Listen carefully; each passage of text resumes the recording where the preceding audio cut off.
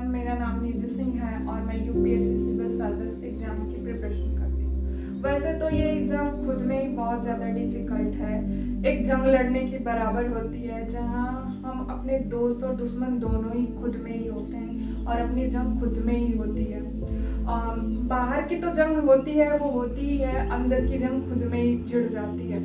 जैसे कि criticism is common in this journey, pressure is common in this journey, failure common ही है, बहुत सारा चीज़ कॉमन ही है। ऐसा लगता है कि ज़िंदगी बस रुक सी गई है, हम अकेले पड़े हैं इसमें। और लेकिन ये हमें बहुत कुछ सिखा देता है, हमें बहुत ज़्यादा स्ट्रॉन्ग बना देता है। मैंने 2 प्रीलिम्स दिए हैं। जैसे कि आप लोग जानते हैं कि प्रीलिम्स का पेपर होता है, उसमें 2 पेपर होते हैं, जीएस फर्स्ट एंड सेकंड। जो मेरा फर्स्ट प्रीलिम्स था उसमें मेरा दोनों पेपर ही क्लियर नहीं हुआ था। तो मेरी गलतियाँ क्या थी कि मेरे पेपर क्लियर नहीं हुए। मेरी जहाँ तक मैंने देखा उसको, तो मेरी गलती ये थी कि फर्स्ट पेपर में मेंटली स्टेबल नहीं थी, मतलब कामनेस जो था वो मेरे अंदर था ही नहीं। तो वो मेरी गलती थी। प्रेशर्स लिए थे बहुत ज़्यादा माइंड पे कि क्लियर ही करना है, क्लियर ही करना है। और सेकेंड जो मेरी मिस्टेक्स थी वो ये थी कि मैंने दोनों लैंग्वेज में पढ़ा पेपर को, हिंदी इंग्लिश एंड दोनों। जैसा कि आप लोग जानते हैं कि ये जो पेपर होता है इसमें लैंग्वेज जो होते हैं वो दोनों होते हैं। तो मैंने दोनों पढ़ा लैंग्वेज और इसका नतीजा ये हुआ मेरे लिए कि मेरा टाइम ही कम पड़ गया और मैंने क्वेश्चन ज़्यादा अटेम्प्ट कर ही नहीं पाई। और थर्ड गलती ये थी कि मेरा जो बायोलॉजिकल क्लॉक था वो सही नहीं था।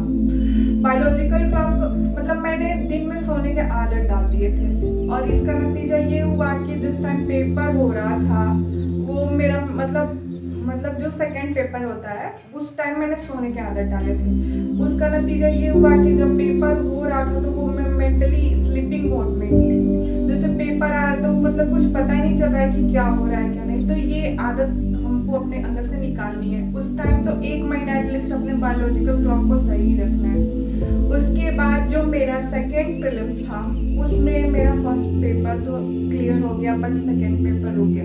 तो इसमें मेरे मिस्टेक्स क्या थे?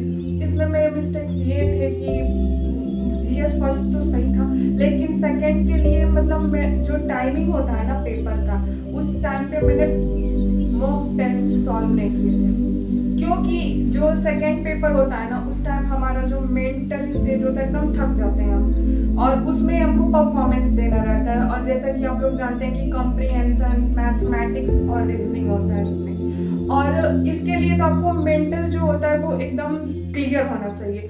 और जब तक सेकेंड पेपर होता है हम फर्स्ट पेपर दे के थोड़ा थक जाते हैं। तो हमको क्या करना है कि उस टाइम जब प्रीलिम से 1 महीना पहले ही हमको अपनी आदत सुधार लेनी है कि जब हमारा दिमाग थक जाए तो हम उस टाइम उसका परफॉर्मेंस चेक करें कि उसका परफॉर्मेंस, जैसे कि उस टाइम हम टेस्ट सीरीज सॉल्व करें जो सेकेंड पेपर होता है। क्योंकि हम इसे इग्नोर कर देते हैं क्योंकि ये क्वालिफाई है, 33% ही उसमें लाना है, तो लेकिन हम उसको इग्नोर कर देते हैं। तो इसे इग्नोर नहीं करना है। और ये नहीं कि हम एक ही चीज़ पे डिपेंड है, कॉम्प्रिहेंशन से ही हम पार कर लेंगे या रीजनिंग या फिर मैथमेटिक्स नहीं। आपको सब कुछ करना है, उसमें आपको एक चीज़ पे नहीं फोकस करना है क्योंकि कुछ कभी ऐसा स्टेज आ जाएगा कि कुछ ना कुछ डिफिकल्ट आ जाएंगे।